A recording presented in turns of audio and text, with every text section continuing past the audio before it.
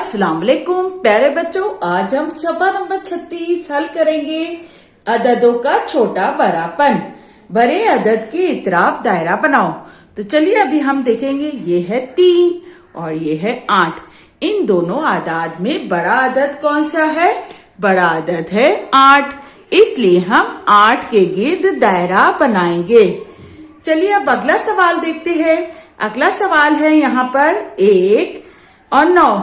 इन दो आदाद के दरमियान में बड़ा अदद कौन सा है? वेरी गुड, बड़ा अदद है 9, इसलिए हम 9 के इतराफ दायरा बनाएंगे।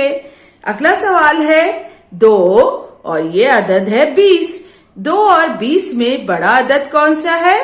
यस, वेरी गुड, बड़ा अदद है 20, इसलिए बड़े अदद के इतराफ हम दायरा बनाएंगे।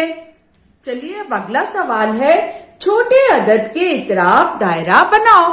तो चलिए अब हम इन दो आदाद में पहचानेंगे कि इनमें छोटा अदद कौन सा है। ये है 4 और ये है 7। 4 और 7 में छोटा अदद है 4, तो इसलिए हम 4 के इतराफ दायरा बनाएंगे।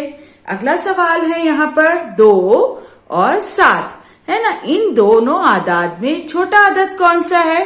छोटा अदद है 2, इसलिए हम छोटे अदद के इतराफ दायरा बनाएंगे।